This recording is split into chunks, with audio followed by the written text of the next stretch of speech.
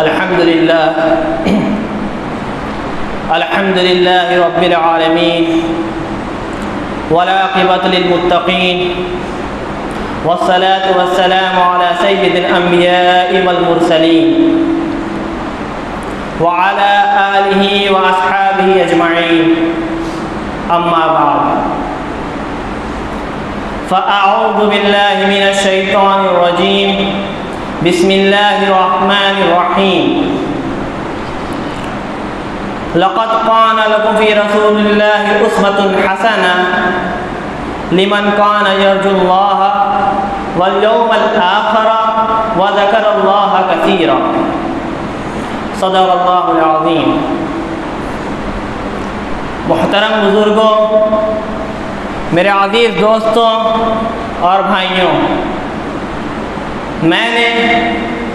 آپ حضرات کے سامنے قرآن کریم کی ایک آیت تلاوت کی جس میں اللہ تبارک و تعالی فرماتے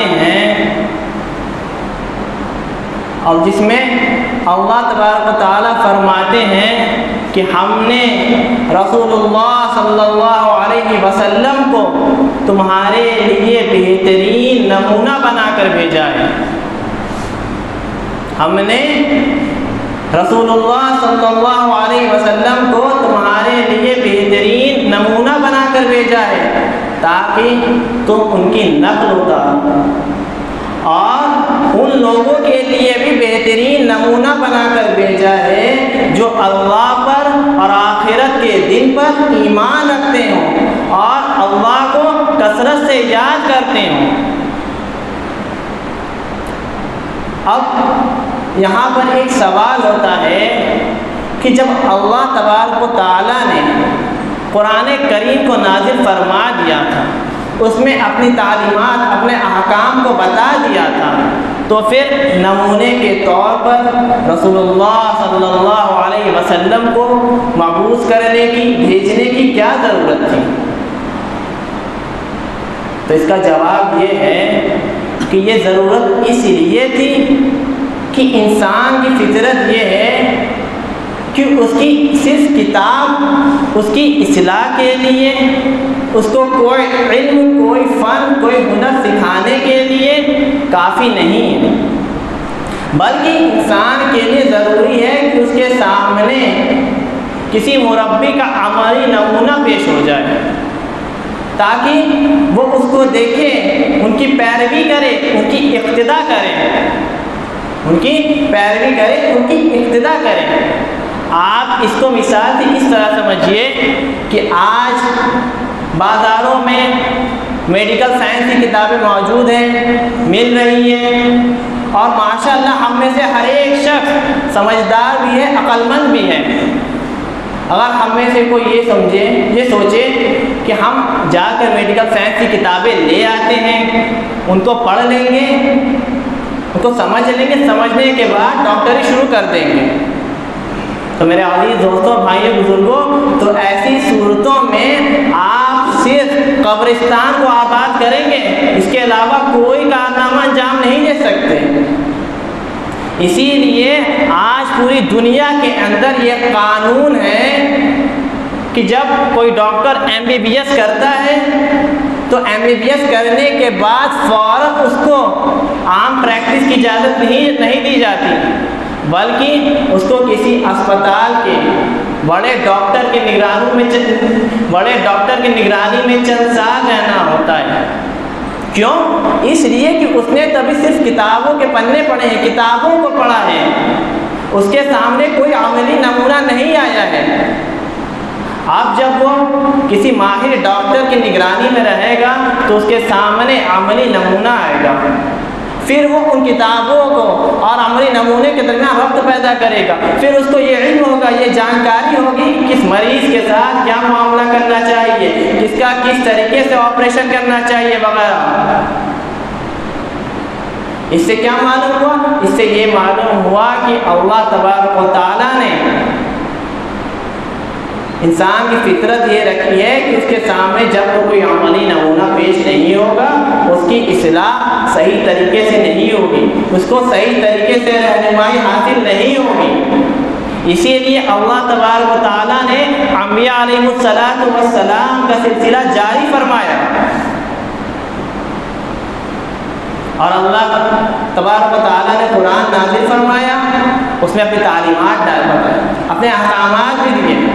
اور پھر نمونے کے طور پر رسول اکرم صلی اللہ علیہ وسلم کو مبعوث کیا کہ اللہ کے نبی ہمیں اللہ کے کلام کے اندر جو احکام ہے وہ ہمیں بتائیں، وہ ہمیں سکھلائیں، وہ ہمیں کر کے دکھائیں، ہمیں نمونہ پیش کریں کہ کس طرح قرآن کے احکام پر، کس طرح قرآن کی تعلیم پر عمل کیا جاتا ہے۔ ہمیں ان کی اتباع کرنی ہے، ان کی پیروی کرنی ہے، ان کی نقل کرنی ہے، ہمیں ان کو اپنا مقتدی، اپنا آئیڈیل بنانا ہے۔ اگر ہم میں سے آپ بہت لوگ باپ ہوں گے، والد ہوں گے، تو آپ دیکھیے کہ حضرت فاطمہ رضی اللہ تعالی عنہا کے باپ کیا کرتے تھے۔ اگر آپ شوہر ہیں تو یہ دیکھیے کہ حضرت عائشہ صدیقہ رضی اللہ تعالی عنہا کے شوہر کیا کرتے تھے۔ اگر آپ حاکم ہیں تو یہ دیکھیے کہ مدینہ کے اندر اللہ کے نبی صلی اللہ علیہ وسلم نے کس طرح حکومت کی۔ اگر آپ مزدور ہیں تو یہ دیکھیے کہ مکہ مکرمہ کے پہاڑوں میں اللہ کے نبی صلی اللہ علیہ وسلم نے بکریوں کو چارا کر کس طریقے سے مزدوری کی۔ اگر آپ تاجر ہیں تو یہ دیکھیے کہ اللہ کے نبی صلی اللہ علیہ وسلم نے شام کی تجارت کے وقت کون سا طریقہ اختیار فرمایا۔ اللہ کے نبی صلی اللہ علیہ وسلم نے دنیا کا کوئی ایسا شعبہ نہیں چھوڑا جن میں ہمارے لیے نمونہ نہ ہو۔ ہمیں اور آپ کو ان کی پیروی کرنی۔ اللہ کے نبی کو اسی لیے بھیجا گیا ہے کہ ہم ان کو اپنا مقتدی مان کر ان کی پیروی کریں۔ اس لیے نہیں بھیجا جیسا کہ بعض لوگ کہتے ہیں، جیسا کہ آج کے بعض لوگ کیا کرتے ہیں، اللہ کے نبی کے نام پر یوم ولادت مناتے ہیں، یوم ولادت کا جشن مناتے ہیں، ان کے نام پہ جلوس نہیں لگاتے ہیں، میلاد کرتے ہیں، اور یہ سمجھتے ہیں کہ ہم نے یہ سب کر لیا، اللہ کے نبی کا حق ادا کر دیا، ہمارا کام ختم۔ حالانکہ میرے عزیز دوستوں، بھائیوں، بزرگوں، اللہ کے نبی کا حق تو صحابہ اکرام رضوان اللہ علیہم اجمعین نے کیا۔ صحابہ اکرام کو رضی اللہ عنہ کا لقب ایسے ہی نہیں مل گیا۔ وہ لوگ تو اللہ کے نبی کے ایک ایک بات پر، ایک ایک کلام پر، ایک ایک ادا پر اپنی جان کو نچھاور کرنے کو تیار تھے۔ یہ ایک مرتبہ کا واقعہ ہے کہ اللہ کے نبی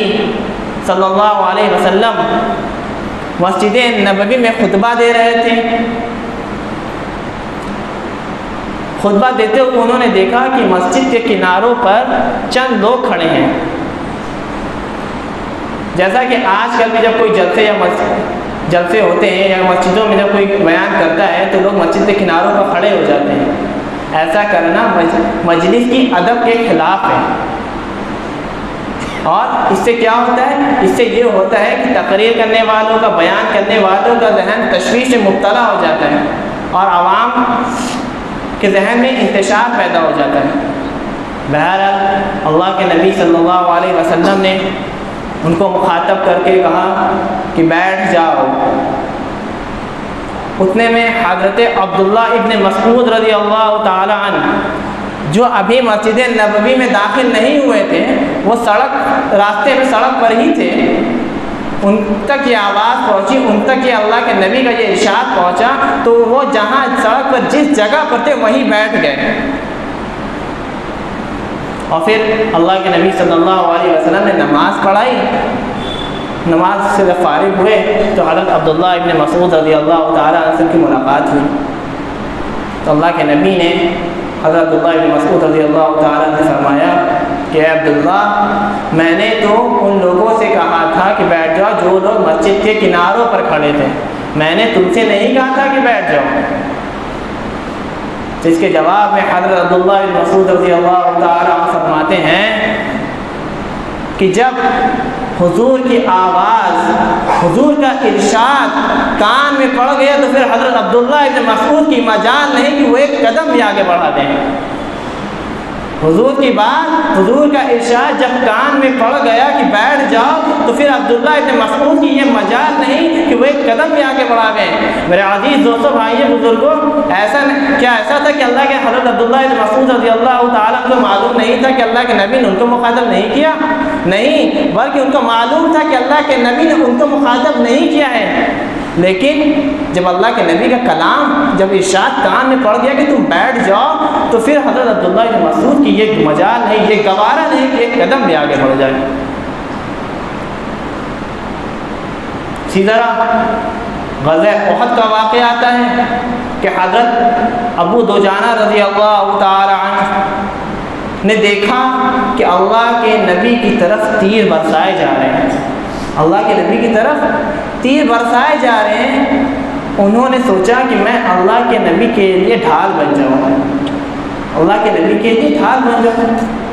تو انہوں نے سوچا اگر میں اپنے سینے کو دشمنوں کی تیروں کی طرف کروں گا تو اللہ کے نبی کی طرف پشت ہو جائے گی، اللہ کے نبی کی طرف پشت ہو جائے گی۔ میرے عزیز و صحابہ یہ تھے کہ ان کے میدان جنگ میں بھی اللہ کے نبی کی طرف پشت ہو جائے، یہ ان کو گوارا نہیں تھا، اس لیے انہوں نے اپنا سینہ اللہ کے نبی کی طرف کیا اور اپنے پشت کو دشمنوں کی طرف کیا، اس پر تیر کھاتے رہے۔ میرے عزیز صحابہ یہ تھے کہ میدان جنگ میں بھی اللہ کے نبی کی بے ادبی نہ ہو جائے، ان کے ذہن میں، ان کے خیال میں یہ بات رہتے تھے۔ اسی طرح حضرت عمر فاروق رضی اللہ تعالیٰ کا واقعہ آپ لوگ نے سنا ہی ہوگا کہ انہوں نے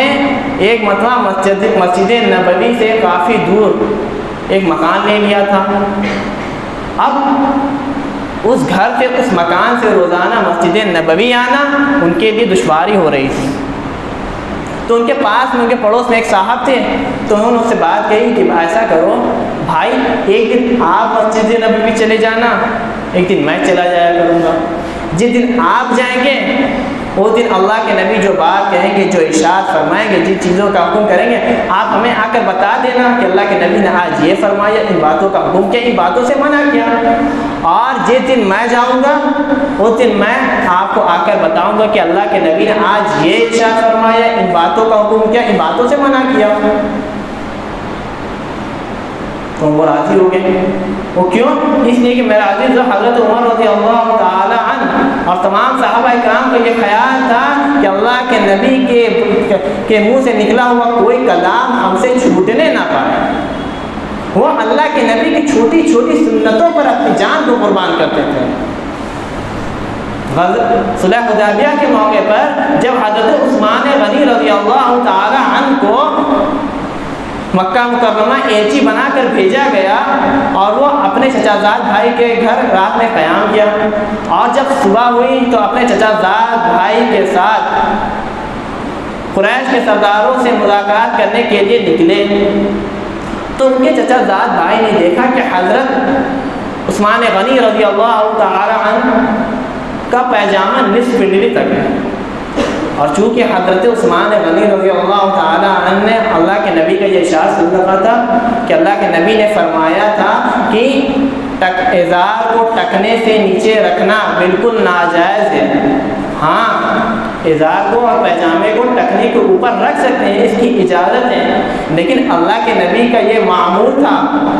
کہ وہ اپنے ازار کو، اپنے تیبل کو نصف پنڈلی تک رکھتے تھے۔ اس لیے حضرت عثمان غنی رضی اللہ تعالی عنہ ان کی پیروی کرتے ہوئے، ان کی نقل کرتے ہوئے اپنے پیجامے کو نصف پنڈلی تک رکھا۔ تو یہ دیکھ کر ان کے چچا زاد بھائی نے کہا جناب، آپ مکہ کے سرداروں، قریش کے سرداروں کے یہاں جا رہے ہیں، اور ان کے یہاں یہ دستور ہے کہ جن کا اعزاز جتنا لٹکتا ہوا رہے گا وہ لوگ اس شخص کو اتنا ہی معزز، اتنا ہی بڑا سمجھتے ہیں، اتنا ہی معزز، اتنا ہی بڑا سمجھتے ہیں۔ لہٰذا اگر آپ اس حالت میں چلیں گے، یعنی اپنے پیجامے کو نصف پنڈلی تک باندھ کر چلیں گے، تو آپ کی کیا وقت رہ جائے گی، آپ کی کیا عزت رہ جائے گی، اور پھر اگر آپ مذاکرات بھی کریں گے تو اس میں کوئی دم خم نہیں رہ جائے گا۔ تو اس پر حضرت عثمان غنی رضی اللہ تعالیٰ نے فرمایا لا هكذا صاحبنا صلی اللہ علیہ وسلم، نہیں، میں نے اپنے محبوب صلی اللہ علیہ وسلم کو ایسے ہی دیکھا ہے، اور جب ہم نے ان کو ایسے ہی دیکھا ہے تو میں کسی بھی حالت میں اپنے پیجامے کو اس سے نیچے نہیں کروں گا، چاہے وہ میری عزت کرے یا نہ کرے، چاہے مجھے ذلیل کرے، لیکن میں اس سے نیچے اپنے پیجامے کو نہیں کروں گا۔ اسی طرح ایران کی سپر پاور طاقت کسریٰ پر جب حملہ کیا گیا تو ایران میں تو کسریٰ نے حضرت حذیفہ ابن یمان رضی اللہ تعالی عنہ کو مذاکرات کرنے کے لیے بلایا، تو حضرت حذیفہ ابن یمان رضی اللہ تعالی عنہ کسریٰ کے دربار میں گئے، تو اس نے تواضع کے طور پر کھانا پیش کیا، تو انہوں نے کھانا شروع کیا۔ اب کھانے کے دوران ان کے ہاتھ سے نوالا چھوٹ کر زمین پر گر گیا، ان کے ہاتھ سے نوالا چھوٹ کر زمین پر گر گیا، تو حضرت حذیفہ بن یمان رضی اللہ تعالیٰ عنہ کو اللہ کے نبی کا ارشاد یاد آ گیا کہ جب کوئی نوالا ہاتھ سے چھوٹ کر زمین پر گر جائے تو اس کو ضائع نہ کرو، کیوں؟ اس لیے کہ وہ اللہ کا رزق ہے، اور ہمیں نہیں معلوم کہ اللہ تبارک و تعالیٰ نے رزق کے کون سے حصے میں برکت رکھی ہے، اللہ تبارک و تعالیٰ نے رزق کے کون سے حصے میں برکت رکھی، اس لیے تم اٹھا لو، اگر اس کے اوپر کوئی گرد غبار یا میل کچیل یا گردہ لگ گیا ہو اس کو صاف کرو، صاف کر کے کھا لو۔ تو حضرت حذیفہ ابن یمان رضی اللہ تعالی عنہ کو یہ حدیث یاد آ گئی، تو وہ اپنے ہاتھ، تو وہ اس نوالے کو اٹھانے کے لیے اپنے ہاتھ کو بڑھایا، جیسے ہی اپنے ہاتھ کو بڑھایا تو بغل میں ایک صاحب تھے، انہوں نے ان کو ایسے کونی ماری کہ جناب آپ کیا کر رہے ہیں، آپ تو ایران کی سپر پاور طاقت کسریٰ کے دربار میں بیٹھے ہوئے ہیں، اگر آپ ان کے سامنے ایسی حرکت کریں گے، یہ حرکت کریں گے تو آپ کی کیا عزت رہ جائے گی، یہ لوگ آپ کے بارے میں کیا سوچیں گے۔ تو حضرت حذیفہ ابن یمان رضی اللہ تعالیٰ عنہ فرماتے ہیں اَأَتْرُكُ سُنَّةَ رسول اللہ صلی اللہ علیہ وسلم لِهَؤُلَاءِ الْحُمَقَاءِ، کیا میں ان بے وقوفوں، ان احمقوں کے لیے اپنے نبی کی سنت کو چھوڑ دوں؟ کیا میں ان احمقوں، ان بے وقوفوں کے لیے اپنے نبی کی سنت کو چھوڑ دوں؟ یہ ایسا ہرگز نہیں ہو سکتا، چاہے وہ میرے عزت کرے چاہے نہ کرے، نہ مجھے ذلیل کرے، مجھے اس کی کوئی پرواہ نہیں، کوئی فکر نہیں۔ میرے عزیز دوستوں، بھائیو، بزرگوں،